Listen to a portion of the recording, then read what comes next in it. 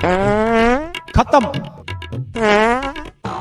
अरे छोटे, दुकान का ध्यान रखना और कोई भी ग्राहक है उसको सामान दे देना। ठीक है सेठ जी, आप आराम से आओ।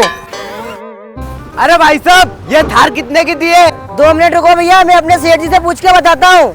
रुको जरा।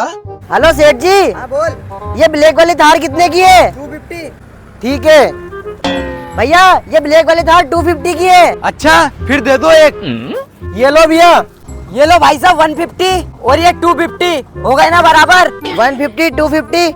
हाँ भाई हो गए 250, जाओ। ठीक है भाई, अब मैं चलता हूँ।